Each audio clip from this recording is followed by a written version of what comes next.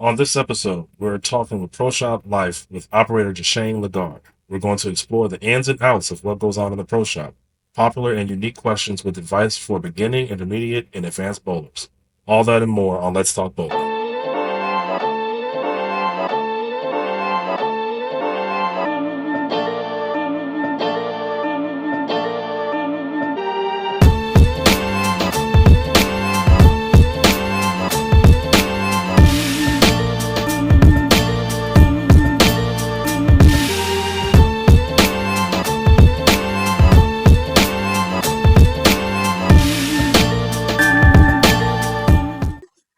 Hey, Jason, at all. Right. Well, this is Let's Talk Bowling with your host Go Time. We're doing a little different today. We have Coach Jay Shane, aka J4, on our live with us. He is currently a PSO at Killer Bowlero in New Orleans, Louisiana. Been doing it for a few months now, and we're going to be talking about that, the PSO life. So, Jay, why don't you go ahead and introduce yourself? Let us all know pretty much your background, history with your bowling, how you started, youth league to adult, to your stats, your scores, all that good jazz. Okay. Everybody that just joined, my name is Jashane Lagarde. I normally tell people to call me Jay, so it's how I pronounce it. I am on Facebook and TikTok, and my TikTok is J.slime with an L and a Y. Coming up, bowling actually started because of COVID. I only been bowling for it just hit 3 years. I met one of my close friends from now that I'm still in contact with. He introduced me to bowling through COVID. It was just like a day where he was like, "Hey, you want to go bowl?" And I was like, "You know what? We might as well." So we ended up pulling up to the bowling alley, and he hopped out his car with a tote, which I didn't know what it was at the time. But he hopped out his car with a 3-ball tote, and I was like, "What you got going on?" And then we ended up getting the lane, and I saw him throw two-handed for the first time, and I was like, "I like how that looked." And then I just decided, hey, I'm about to go get a ball. Like that same day, I decided to buy a ball. Got into it. I tried one-handed. It is not for the weak. Switched it to, ended up coming back home and getting a job at the bowling alley. Just in and out the bowling alley, practicing my physical game. Ended up getting close with the guy that ran the shop before me, Patrick Martinez. A couple of guys might know him. He ended up offering me a job, ended up leaving to go work for Bowl TV. And then I still was like an underling because I had another job. And I ended up finally taking over the pro shop. And I'm here today. As far as from, I didn't bowl as a youth. Started when I was like 19, 20, but the progress I've made has shocked myself. I can say that, especially being able in a short span period of about 2 to 3 years, be able to compete with the scratch bowlers who have been doing it their whole life. It just felt accomplished, but still got a lot learning to do. As far as now, my average is 223. I have three 800s and 11 300. No, 12. I shot the 12th one about 3 weeks ago. So 12 300s and three 800s. A lot of scores in between. So yeah, it's been a lot of progress throughout the short time of 3 years. Okay, cool. No, just a funny side. I heard of Jay through a mutual friend and rumors that this gentleman is one of the biggest sandbaggers of all time. That's my first encounter. Not even meeting him, just hearing about Jay. Then after, I'm not a person to believe all words that's being told to me. I believe in practicing and watching the person and seeing what they're actually doing. And it's just that you're a natural talent. That's all I can say. I have another friend. I don't know if you know Chris Ross. He has been in the game Chris for a Ross? minute. Okay. Lefty. Yeah. Lefty like you, but one-handed traditionalist. Same way. Dude was an awesome bowler and was skeptical of many rumors of cheating people bowling balls, something like that. It was really good. So, Yeah. and for me, you taking his spot, because everybody used to think, oh man, Chris is this, Chris is that, Chris. Yeah. He was the thing. It was the Ross brothers. So you're just the newer generation of him, and I truly appreciate you coming along to definitely how hard you work at the game and being able to get to where you're at in a matter of 3 years. And then, not to mention, you're also on staff, right? Yes, I did about a month or two ago signed with Hammer, and it was not the company I want, but I'm gonna take every deal I get. Like, I would rather. I'm a DBA guy. I love DBA, but Same Hammer is here. like my second go-to. Yes, Hammer is my second go-to, and like it was an honor, finally getting the opportunity to represent the company and be noticed. So it felt great. Good, Yeah, good, I'm good. surprised to hear that you've only been seriously bowling for 3 years. Because just watching some of the scores you've put up, I'd have thought you'd have been bowling a lot longer than that. I know I get it a lot.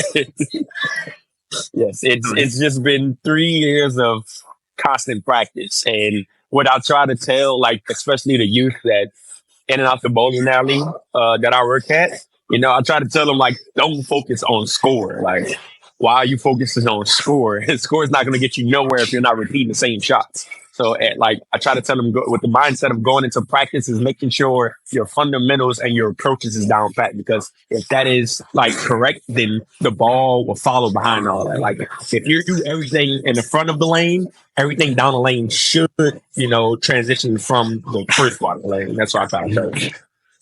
Yes, that is very true. Very true. So, moving into the actual topic, ProShop life. You've been in ProShop for years, for a few years. You're running it now, but Yes. just in that time, what have you really? What counter? Like, what is it like working in a ProShop and doing the things that you do on a daily basis? I would say as far as like being in the pro shop, like when I first started bowling, like I was in the pro shop probably that first year I started bowling till now. Like I always been in the pro shop. But as far as like encountering people are stubborn, very judgmental. But it's like for anybody new coming into a business like this, you have to gain the trust of the people around you. And the only way that I can do that now is by drilling the people's balls that's closest to me, and then watching and then letting the other people who I want to attract as customers see the equipment that they're throwing that I have drilled, or at least me drilling equipment, and then just getting people to come to me to be that guy that drilled their stuff. So, but it's a weird, very weird and community, but that's anywhere, especially building the trust of. Yeah, we have a lot of old people out here that it's not welcoming of strangers. He's not lying. I mean, the bowling community is tough as it is. Yes. And being from NOLA myself and being down there, it's a little different from other places. Yes. They are very much cliques and certain people that feel a certain type of way about it. Instead of just everybody banding together and just growing together, it is a little bit different. I'm not sure why. I've asked myself that same question when I was in New Orleans for a long time, and why is it they don't like this person? But they don't. It's like we all trying to do the same thing. So I get exactly where you're coming from. I used to stay in a pro shop talking to a pro shop operator, but I never worked in a pro shop. So it was. I used to see some interactions and be like, well, I don't mind this person, but then like, well, I don't like him drilling my stuff at all. And I was like, he's a good driller. It is what it is. I mean, he's professionally trained, so I don't see why you wouldn't trust somebody. But I get where you're coming from with using the people that you drill bowling balls for as a tool to. This is like your marketing tool.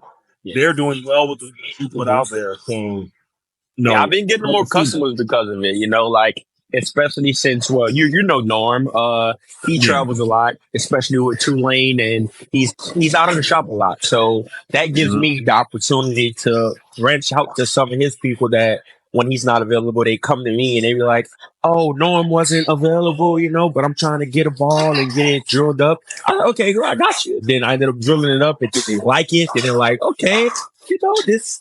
Oh, you're actually good at your job." If I wasn't good at my job, I wouldn't be behind the press. But then they start to notice it, and then with that, it just creates more opportunities, and then they tell their people that they're with that, oh, the guy in Kenner, is actually a great driller, and it just opens up to other people to start branching out towards me, which I love it. Okay. Nice. Geek, I'm gonna let you ask the next question. So, one of the things I like to hear, I've been hanging out in a pro shop myself a bit. I don't know how to drill or whatnot, but the pro shop here locally in Colorado, I hang out in there. And I hear some very awkward and off the wall questions every once in a while. And it leaves me to scratch my head like, what is that guy thinking when he walks into the pro shop? So what are some of the questions that you hear that just leave you scratching your head? Like, what is that guy? What's going on in his head? Okay, the main one that I get, and it's a lot of bowlers, they're not familiar with what the equipment that they have do. But the main one I get is, hey, can you polish my ball so it can hook flex? Which a lot of people don't know that even though polish gives a ball lift, it actually makes it more, I would say, violent or snappier in the back end because that's just what cleaner balls do. They tend to get through the fronts very much, but then when it sees the friction down lane, they tend to want to go sideways. And a lot of people don't know that. They tend to think that polishing the ball just diminish the hook, but it just makes it stores energy. And then whenever it does want to react, it's just very violent in the back end. Yeah, Uh, it's just different. It's a different motion, not yes, less motion, but a right. different motion. Yes. Another one is I want my ball to hook like yours. I've heard uh, like I'm two-handed, sir. You also don't throw the ball like me. There's a difference with everyone's role. That's why there's a thing such as a PAP. Everyone has their own defined role. And I would say this is more of like a understanding, but not a question. But I want everyone that goes into the pro shop to understand that their axis rotation, their axis tilt and a rotation affects their ball roll.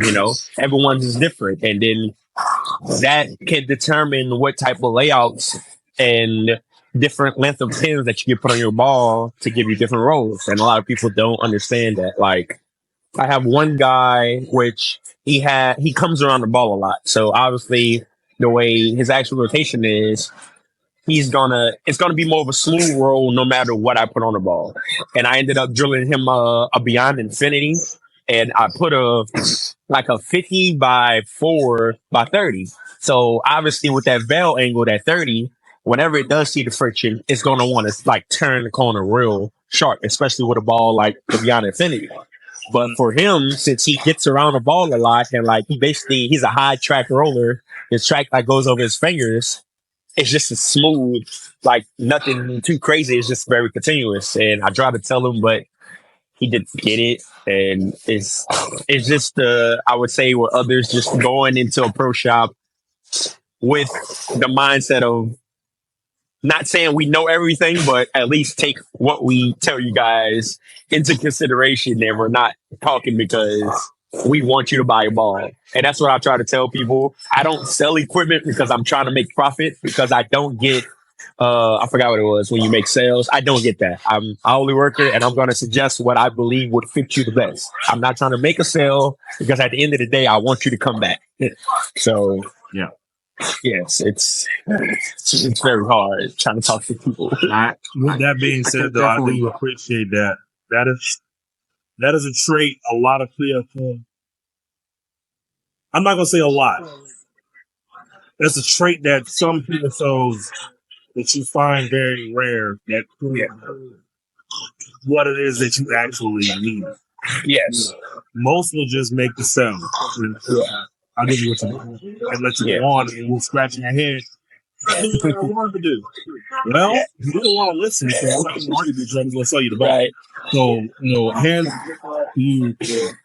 It gets More to points concerned. like that where like they don't want to listen to you and they're like tuned in into a ball. But like one of the questions I do ask, what do you feel like you're missing in your bag? Like, if you're trying to get like a intense mindset and you already have an outer limits pearl, there's no difference.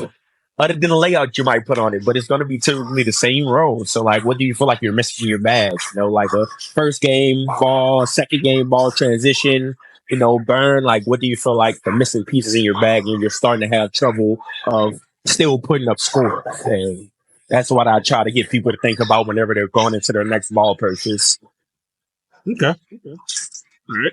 Good stuff. So those are really good answers. I mean, I can tell you're really good at what you do and you love it. And that's going to help you a lot along the way in the business. You're not going to like it, you love it.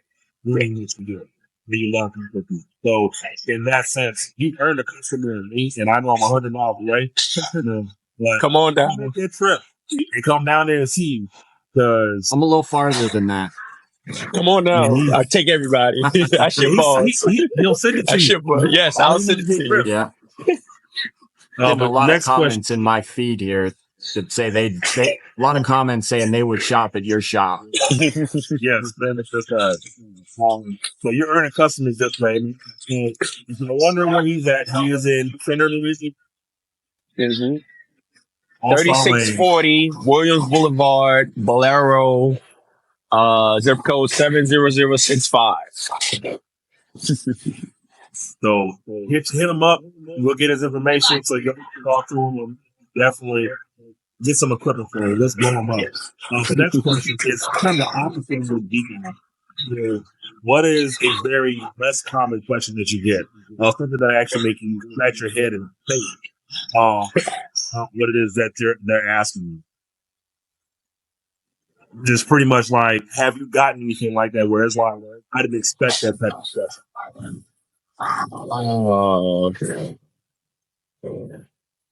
Oh, well, it was an older gentleman, which it tends to happen a lot. The guy came in the shop and he asked me, "Am I the ProShop operator?" I was like, "Yes."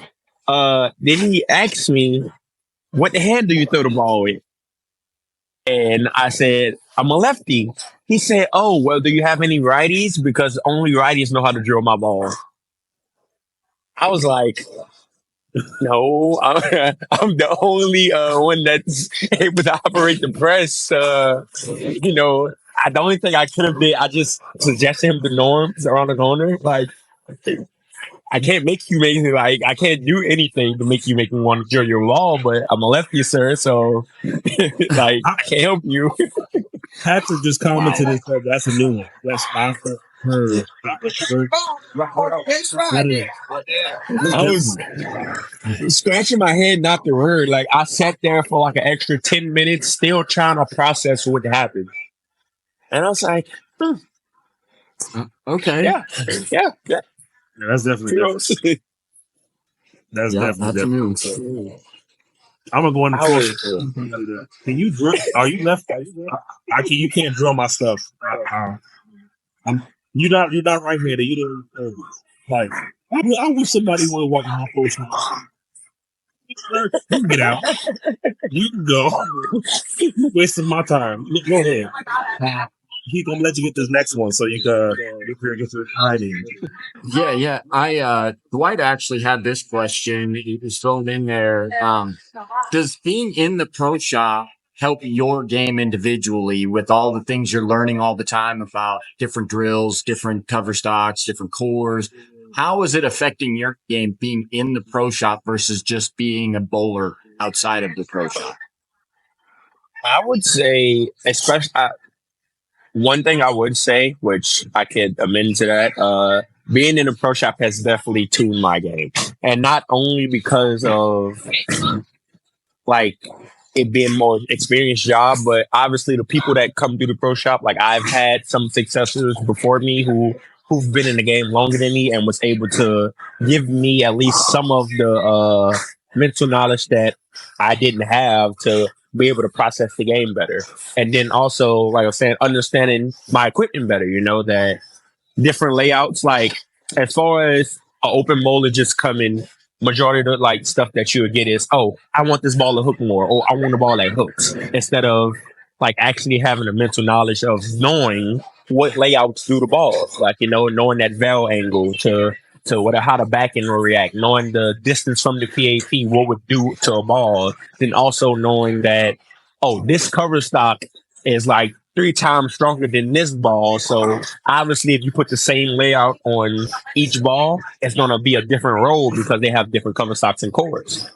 And I would say it definitely helped tune my game. And I would say, as far as being able to identify when that stronger piece or the ball is not suitable to what I am bowling on, and then making that transition of, oh, you have this ball that you just drilled, or you have this ball with the same layout that the one that you're throwing right now. It's it's just giving you a little bit of wiggle. So obviously you're going to need something that's going to pick up a little sooner or roll a little earlier to be able to kick out that 7.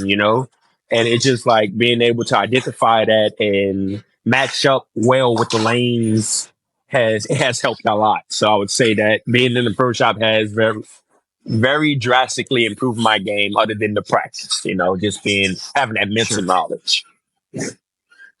Cool. Cool. No, so we had a comment. Miss It's Ray. She said, "Whoever gets the pitch of her thumb correct, her the pitch." So I will be sending her your information.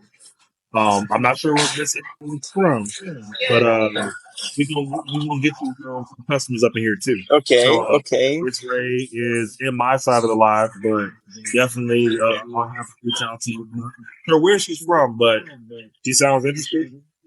She's super Houston, so Okay, she's from Houston. that's even more. That's hey H Town. Actually, I have other shops. Yeah, we have a couple of shops out there in Houston, that's ran by actually my regional manager. He runs a couple of shops, the one in Diamond Head and Webster. He's over majority of those shops, and we have a couple of shops. But me personally, if you want to come to me, I'm not stopping. No, we gonna get her to come to you. Oh yeah, So when she shoot 300, she can say she got a ball drill from somebody from NOLA. Yeah, and from Stream. I'm just saying. Hey, I like it. Yeah. She gonna be the oddball in H Town, like you get your ball drill from NOLA. Oh, all right, I see you. I hear you. We kind of answered that as far as anything that's because somebody asked me can you throw a ball one-handed, that's mind blowing. Yeah, it was. That's I don't think of any other way you could that top one is mind blowing.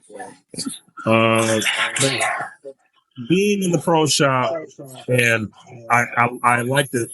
I like all our interviews, and being this one, I like it most because you have that extra knowledge of ball energy, ball scoring, covers, spots, layouts, all that stuff. For our viewers out there, what would be some advice that you would give to bowlers? First time bowlers, intermediate level, advanced. What is some advice that you would actually give? Which there's a lot out there because we all act like we're experts. Very few of us act like have an open mind to learn. And then when we actually get to that point of wanting to understand and learn something new, we expand and grow exponentially. Like, for example, last night, I threw my violent collision. I did really well last night, despite the stupid people I had in my life. But we're gonna get that another time. The ball that I went with had a 40 by 40, and I normally go 60 by 5, but something told me, I was like, you know what? I have a prowler that has the pin that's a 4-inch pin. I'm like, I love my prowler. I love the way it reacts. It's versatile for me. So I got Captain Swimmer in my battle collision and use that knowledge of me going out and learning these things. Being able to find that ball and throw it. And then the first time I threw it, I didn't like it. Then I took the polish off and put it at 4K. The ball rolls phenomenal now. I was like, that's my ball. No, but without that knowledge, like you have, taking the time to learn these things, learn energy, learn all these layouts and what they mean. A lot of the bowlers in the community are at a disadvantage. They don't know. Yeah. So, what would you give as first time bowlers, intermediate bowlers who are at that middle level, and then advanced bowlers? Like, what would you give advice to each one? Starting off with the beginner bowl. Okay, beginner bowlers, I would say, like I was just I kind of touched on it earlier with our youth bowlers. With when you practice, don't practice for scores. You know, get your fundamentals down right. You know, do line drills. Make sure you're coming out the ball the same, or at least close to the same every time you throw it, because that's the best way to produce the same results every throw. And mostly just work on your approach. You know, if you feel like your feet is too moving too fast, you know, just make sure you get that down pack before you actually try to worry about knocking all 10 down. Spares help. Make your spares. Spares is better than strike. Well, I wouldn't say spares is better than striking, but as far as competition or at least trying to compete, you have to be clean, stay clean. Mm-hmm.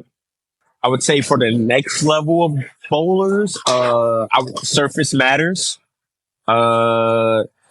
Surface on a bowling ball, it's about, I would say, 75% of your ball reaction. Layouts is about 20.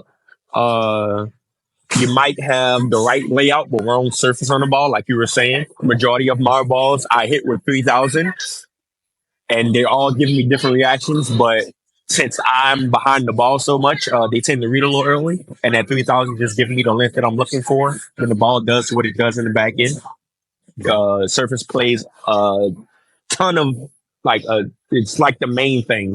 Plays a big part in ball reaction. A lot of people do not know. You can have any layout you want, but surface is going to change the ball roll 110 times. And as far as I would say on the higher level of competition, matching up right, you know, not being afraid to get close to the gutter. I know people are scared of the gutter. The gutter is your friend. And then I would say balling, pay attention to your ball reaction. You know, a lot of people don't see or at least try to notice what their ball's doing whenever it's driving through the pins. And there's a difference between a wrap 7 and a flat 7. You know, flat 7 is probably a ball change or like a 2-board change. A wrap 7 is like one with your eyes, one with your feet. A lot of people don't know that, and especially just paying attention to what your ball's doing down lane, because your ball will tell you everything you need to know when you're bowling. But yeah, yes. I get a standing ovation. I can't stand right now as I'm too close to the desk, but no, I feel you 100% on that. No, that is everything you said is like for me. Get off. Like I know if I leave a 10 pin. I used to get mad. I used to get very upset, because I'm like on a good string. Yeah. But now, after TikTok, watching my videos and knowing ball motion that I have in your hands, if I leave a 10 pin, I'm no longer upset. I'm thinking in my head, okay, most of the time when I leave a 10 pin, ball don't energy. And it didn't drop. So, either the ball is too strong and bleeding, and I need to go step down, or maybe I need to get it to the friction a little early. You know, it's amazing. A lot of bowlers, they don't think that. No, they think, "Oh, I got robbed." No, you didn't. No, you didn't. Move your feet, please. Yes. And they'll only watch the ball going down the lane when it transitions and whatnot. Nobody ever pays attention to how it exits the pin deck. Did it deflect? Did it deflect? Did it drive through? Right. Yeah. So you have to watch it all the way through, and that's a great comment. You watch from the time you let it go until it gets off of the pin deck. It's going to tell you a lot. Yes, like, you know, if you lay it down and it hooks a little bit forward before it continues to go into that skid motion, the fronts are dry. So it's either you need to go something that's going to get to the fronts, or not everybody can do it, but add a little loft. I would say for righties, It's not the ball fault if you leave a 9 pin. It's you. Uh, make your moves. Yes. The same thing for lefties. Like hitting the pocket and leaving an 8 pin for a lefty and a 9 pin for a righty. That's adjustments. It's not the ball. 9 pins for a lefty and 8 pins for a righty. It's a little bit different, but as far as ball motion too, it could be the ball because that means the ball's deflecting. It's not driving through enough to take out that 9 pin. It's not driving enough to take out that 8 pin. The ball is just deflecting whenever it does see the pins. And that's just making ball changes, just learning how to match up whenever your ball is not giving you the reaction that you're looking for. Yeah. Good information today. Great information. Probably going to bring you back on for a question. That's something that you would still doing. Yes, I will love that. Because the information you're giving is great talking to a PSO operator. Yeah. Having one on my screen admin because if we really want to ask questions, we come to you. And it's I always say and that's not true. Yeah. Experience is measured with knowledge. How much time it took to acquire that knowledge because there are people who acquire a lot of knowledge in a short amount of time than it took somebody 60 years to acquire it. That doesn't make the 60-year-old person more wiser. It doesn't mean this person learned that much. So imagine what they can learn in the 60 years of time to get to that same age, same amount of time. So it's impressive your knowledge amount of less than 5 years, less than required to be able to say these things. And I'm truly impressed as a bowler of 28 years, to take his head off. I just Peter coming to 3, 4 years, 5 years and been on it like it's nothing. But again, there's skill and there's natural talent, and you sir definitely have a natural talent for this sport. So what we will do now is we will have a question in case anybody has any questions for Jashane. This is a live ProShop operator that's questions. In case something that you're on QSO said that not a question. It's always a second opinion, especially if you don't fully understand. And some people act like they're afraid to talk to their PSO. So Obviously, Jade asks, "What is the best question to ask your local PSO?" Can you find my PAP? And I say that because a lot of people like to get balls drilled or layouts drilled because of how someone else throws it. And sorry to tell you, that ball's not going to roll like that for you. Especially if it's not drilled to your PAP. So I would say the best thing, me personally, as a pro shop operator, I typically don't charge people to find their PAP because I want everyone to get to the best level that they can. So whenever I have free time and someone asks me to find their PAP, if the lanes are good, I'll find it for you. And that'll allow you to be able to find layouts that match your ball roll. So I would say that's one of the main ones I would tell people to ask their pro shops. I know Patrick asked a question earlier. He did something recently, drilled his pin in his ring finger. Have you ever seen that or done that? I have. I wouldn't. Yes. Dwight know him, Adam Atkins. That's one of the guys that I've bowled with continuously and has been able to develop my game behind. He has a couple of balls at an NV, one of the original NVs drilled for me with the pin in the finger, and for me, it tames the ball down. But like I was saying, that's determined by your PAP because if it depends on the distance from your PAP, that it'll give you significant, like a defined roll. So I wouldn't be able to give that answer based off of like mental knowledge, but I would say for me, with the pin being in my ring finger, it definitely tamed the ball down, especially a big ball like the NV, which is very early and I would say continuous. Early in the front part of the lane, and continuous in the back. It definitely made that ball smooth so I could play left and not be worried about it overhooking or being too much. Okay, good answer. So this is another good question that a lot of bowlers don't know the answer to. Oh, Not just a guy named Marvin, one of my big followers. I follow him. yeah. He's grown 5 feet flat. Yeah. I appreciate you being here. His question is, what does PAP mean? So PAP is your positive access point. So I'm gonna try to explain it in a way where everyone be able to acknowledge it. But let's say the Earth.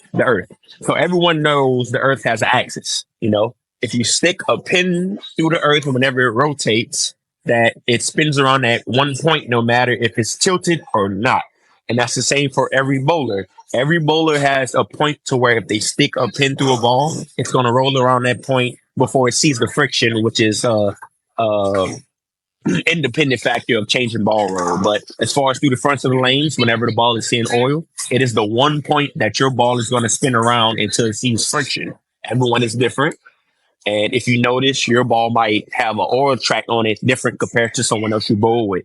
So everyone has their own unique positive access point, and that determines what type of layouts or at least where to put the pin at for those type of layouts to give you a certain ball roll. Because like 60 by 4 by 30 would be a completely different pin placement for me than it is to you because our PAPs are different. So Yes. like my PAP is it's a 4 7/8 by a quarter up. Yours might be 5 1/4 by 2 3/8 up. We could put the same layout, different pin placement, but that ball will most likely give us the same roll if we had both our PAPs with the same layout. Okay. And I don't have. I'm gonna ask this question because this is knowledge that people need to know as well.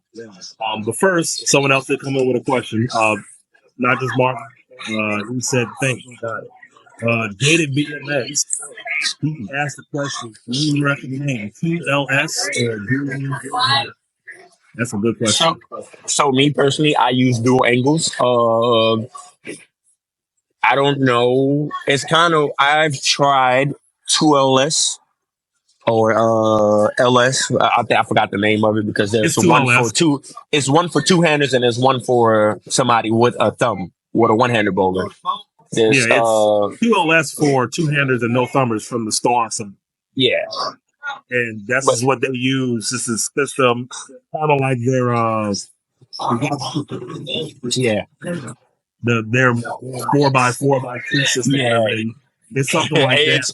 It's weird. It's so weird. So I've tried it, but for me personally, the time I tried it, it gave me a wonky layout. But that's only because I wasn't so used to it, so I didn't know the right numbers to put on the ball.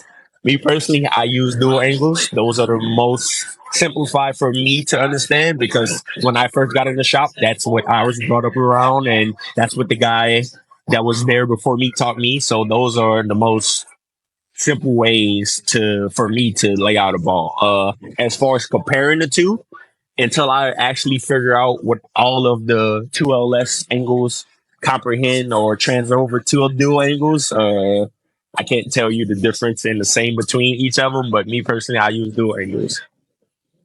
Okay. All right. Geek, you have any other questions? I don't want to close my question. No, mine good. Patrick was just mentioning, and I've seen it on some of the track stuff, the new dot system where there was something different with making it easier with the new, like on a lot of the newer track balls, cause I roll a lot of track. They made it easier. I've heard that. I don't work in a pro shop, but I have heard of the dot system. Are you talking about the bowling balls with pins at the bottom? at the I top. think The dot so. system is here. Yeah. Yeah. I'm gonna let Jay take that. What they're talking about is the dot system on the bowling balls that Brunswick uses. Like on the Prowler or the Velocrat. I think it's on the Hammer Effect too. The dot system that we use. He's gonna get the ball. He's getting one.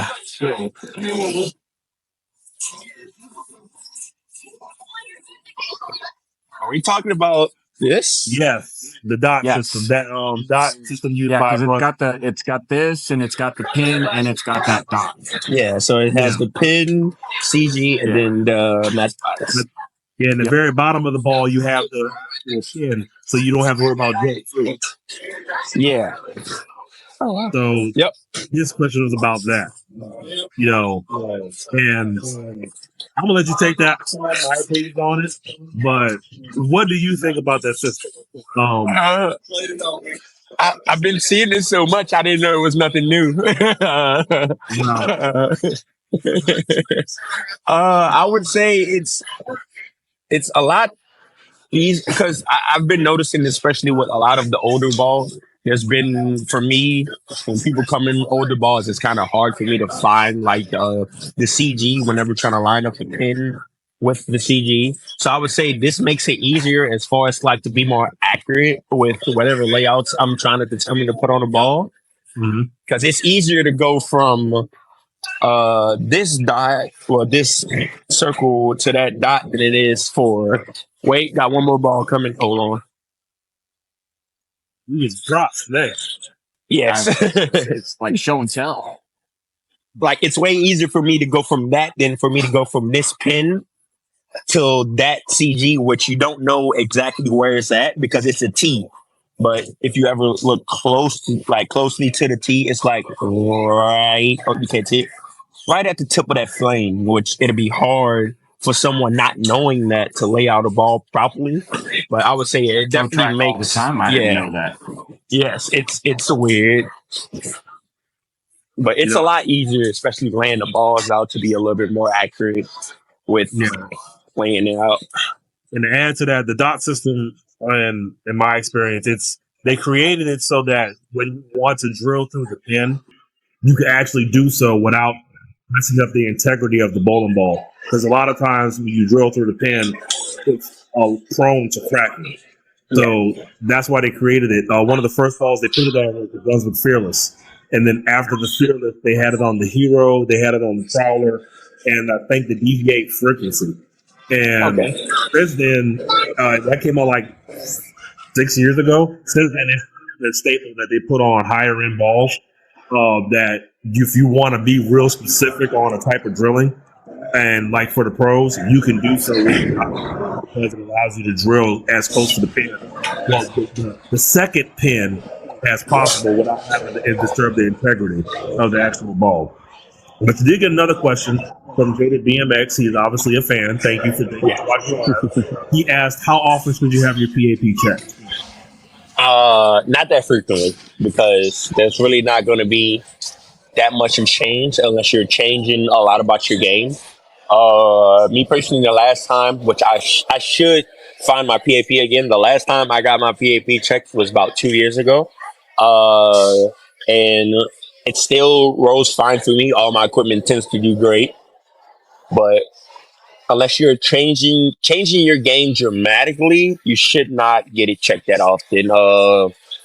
If you want to, I would say once a year to see if you're at least staying or rolling the ball the same or if something has changed in your game. But I would say once a year would probably be the best measurement, not to be too crazy. Especially if your pro shop operator is charging you. If he's charging you to find your PAP, don't do it as often. Okay, he says as a newer bowler, he has noticed something change. That can be simply from just getting better. So I would say definitely if you're noticing change in your ball roll and your ball motion, get your PAP checked because it has definitely changed. That's a good question, Jaded. That's a good question. I told you, man, you're going to be ready for nationals before you know it. Oh, yeah. Carl's been around with us for a long time. Yes. So I don't see any other questions. So I'm going to ahead and ask my question. It's a dual Yeah. question because of what you said. I'm gonna follow up on what you said about changing your game drastically. And I've asked my PSO here, uh, which Patrick just said, if it starts to roll over the thumb or fingers, also check it. I've had that issue with my previous PSO, and I've been doing some things with my game as a so you should probably tell. I don't know if I talked it over with him or not, but I've actually started learning how to change how I say it, how much revs I put on the ball. Hand So positioning. yeah, my hand positions. Yes. So Okay. I find the way I used to throw the ball, I have like a 500 something rev rate. Yeah. I find that when I get into trouble, especially being in the South, we live down here, we know they don't put a lot of oil. I get left fast. So when I get left fast, then I start to lose carry. I can't get the ball down the lane, yada, yada, yada. So I kind of went to a half hand release to where I'm still getting a decent rev rate, but it's nowhere near as my actual rev rate.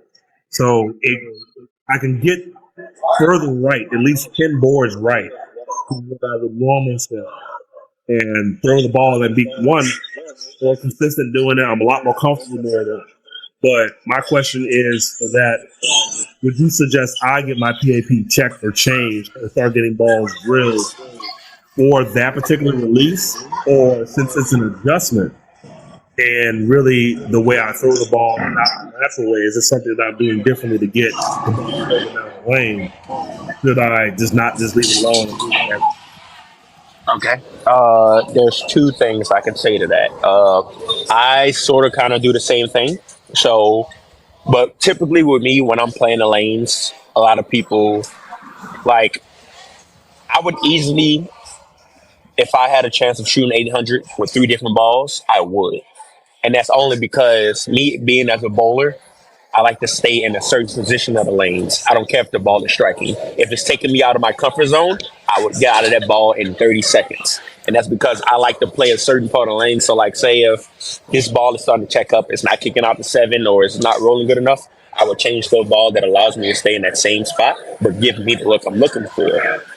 Second, I would say for you, there's nothing wrong with changing hand positions because I do it sometimes also. Because if like all else fails and there's not opportunity to get to another ball that's giving me a better look, I would more stay behind the ball and more like stay behind it to give me that length I'm looking for. It worked good today. I was able to carry some stuff, but mainly, I would say get your PAP found again, but do it with both styles to see if there's a major difference in the ball roll when you do the hand trick. So, find it when you're throwing it regular, and then find it whenever you do change your hand positions to see if there's a major difference in the ball roll.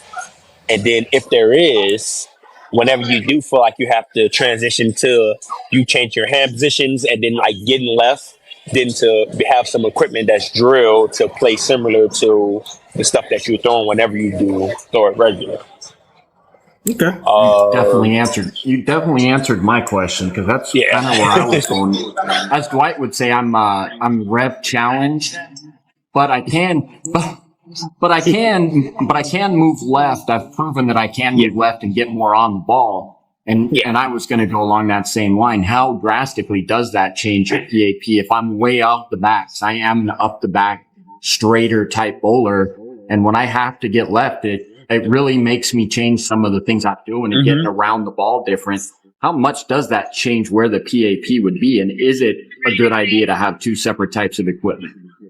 Uh, I know for me, like when I do tend to get behind the back, I don't worry about like changing changing like the layouts for it because I don't know. I feel like it just gives me that look that I'm looking like it tends to, oh, this ball is hooking too much. So let me just stay behind it to give it that little extra foot to get through the pit, like get through the lane a little bit further to check up.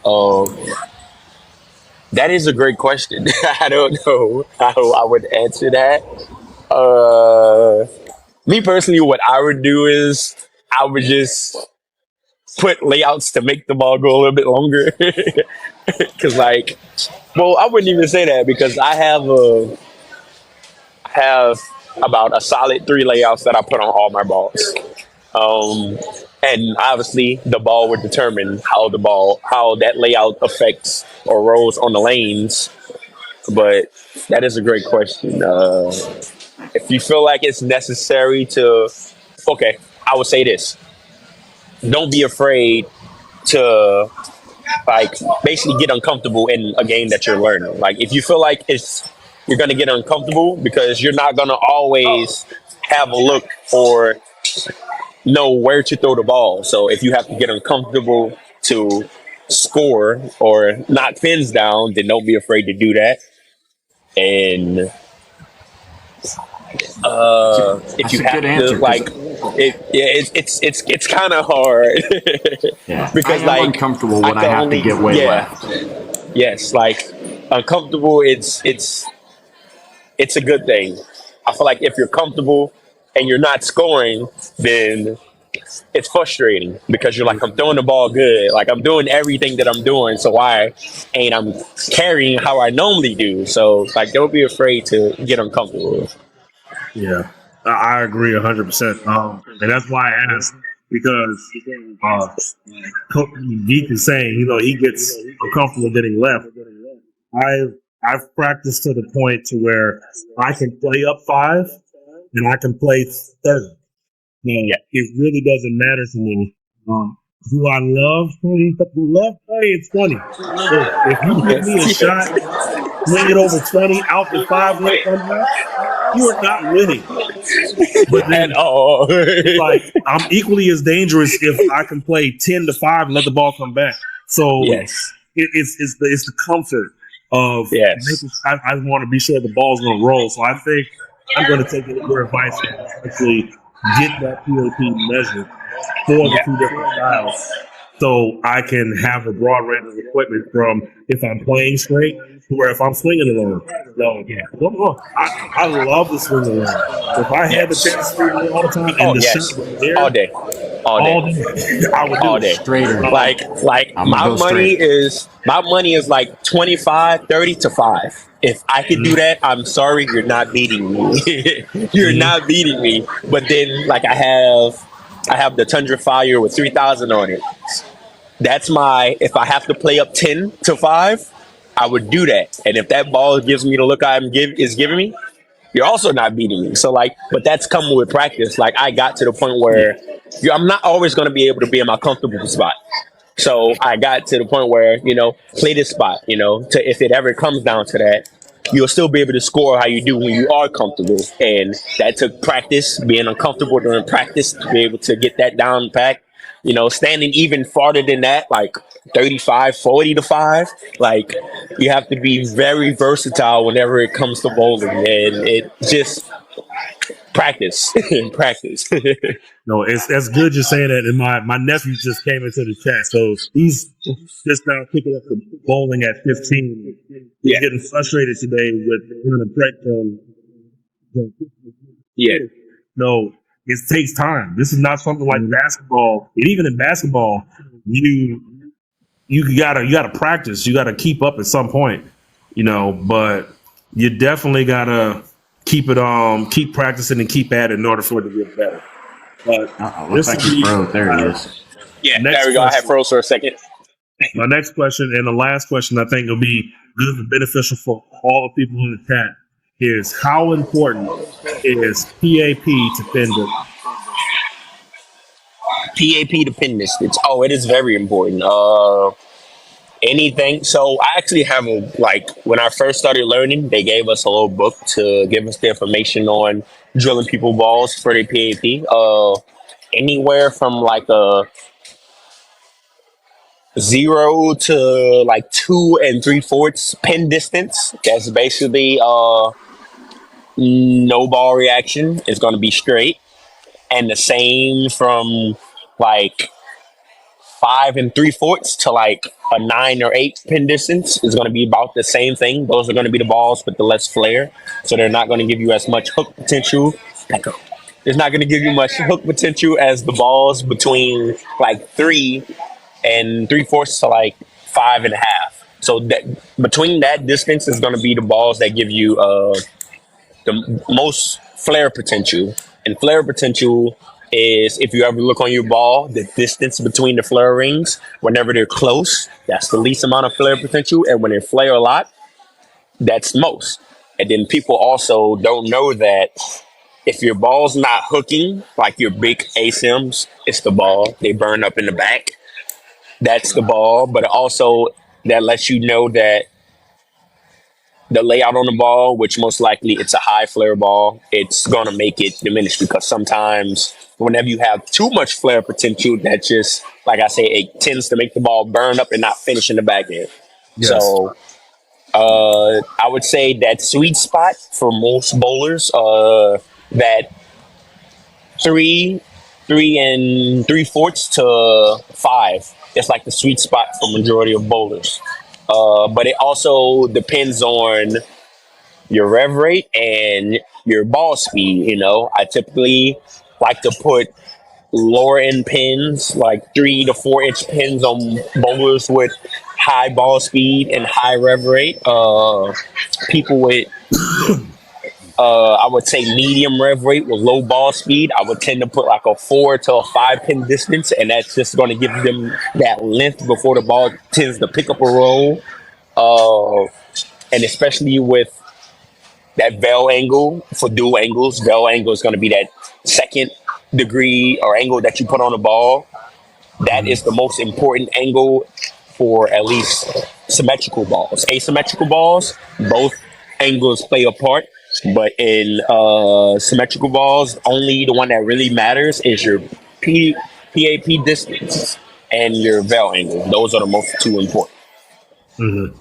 And that's just being in the shop and knowing that. If your operator can't tell you that, or at least explain that to you, then you need to find you a new ProShop operator. We have to know one. He's available. Stream has the PSO guy available. Yeah. I got one last question. We talked about nationals last week, and was this your first nationals this year as well? Yes, this was my very first nationals. Just give us a quick rundown of what you thought. Surface. Go back to it. Surface is a big part. You're going to need surface. Don't be afraid to throw your thing. And for all my bowlers, urethane is not bad. It's only bad if someone is spraying it. If you have a person that's not accurate with urethane, you're not going to like it. If you have somebody that's accurate, you're going to love urethane. Someone threw urethane on a pair, and that allowed me to shoot my first 8 because the guy was accurate, and he let my shot hold for all 3 games. I would say, especially for nationals, which I didn't have the opportunity to do it because the urethane I bought, it didn't have a strong layout. But especially for that, throw your urethane the first game to create some carry down for your strong balls. Mm-hmm. And then whenever that urethane tends to back up and not finish through the pins like you wanted to, that's when you go to your balls with surface. Your GB5s, your effects, 2000, 1000, something that's going to still want to get to the fronts, but that carry down is going to allow it to give you a good look that your urethane gave you first game. Surface helps. Surface. You're on my team for nationals. Hands down.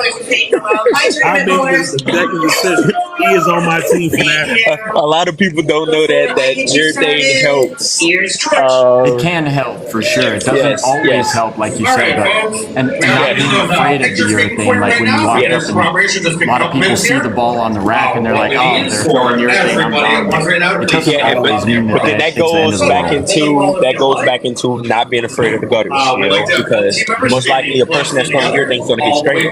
So me personally, you will want to follow behind them and not trying to swing through the line, because swinging through the line is going to change your ball reaction. You're going to have a skid, flip, hook, skip, slid, skid, no hook. Like it all determines by that. So try to play behind your thing, Yeah, and you saying that I learned that my partner. Use your thing. He did well. He did very well. Okay. But he pretty much destroyed the break point for everybody else on the pair. So I didn't know to move left and play the hole because Yes. Play I the shimmy. predicted the pattern was long, at least 42 feet. I said favorite one was Yeah. 42. And it played super, super, super long. And I made the mistake of getting on top of his run, and it just became stupid and accurate. But then when I moved in and played his hole, I was like, all right, I know this. But it was a good and national experience. I'm glad I learned it. I'm glad you said it on stream live with Let's Talk Bowling. You were on my team. We are making teams. You were on my team. Another thing, all balls create carry down. Everything does it the most. Yes. Uh, all balls carry all down into the friction point. It's natural, you know. That's why your shot will be the same for about a game or two, and then the next thing you know, that ball it wiggles like a tad bit. That's because it created carry down for itself. And that's when you ball change. What else? What else? Oh, I did not throw everything that whole time during nationals. You didn't need it. I didn't need it. I didn't. I You had my didn't need it. GB5 and my chill with 2000, and I played like 15-5. But And I I like took the the speed fact you off. said Yeah. surface because Yes. when I went, I was the only person on my team Coming out that to had collect for surface. brackets. If I had anyone would like everything to get the at brackets and is 2,000 not yet done so, and lower. I had Yes. one ball at please 4,000, double check the averages and on your that was my recap shot. sheets. The Everything tournament else is is below preferring the 4,000. I had 22-23 the best winter yearbook consistent one, average but as it this just preferred it slows the average. ball down and allows The it to 10-pin be rule is in effect. and react a lot You more will bowl your controllable instead of just singles snapping before off the your bat, which is doubles. what I You thought do when I not first change started. lanes going from your singles But into your like I doubles. said, Geek, we got to create a And team. once your lane lights Who's come on on, the you have team 7 minutes to with practice. us? Amen. Uh, Amen. with that being said, I mean that's pretty much most of our time. Jay, do you have anybody that you want to kind of personally, be it Um, subscribers, anything like that? I would want to shout out my guy. You probably can follow him on TikTok, Kobe Lemon. He is going through what I am going through. Well, what I was going through when I first started bowling. He just got into bowling for about a year.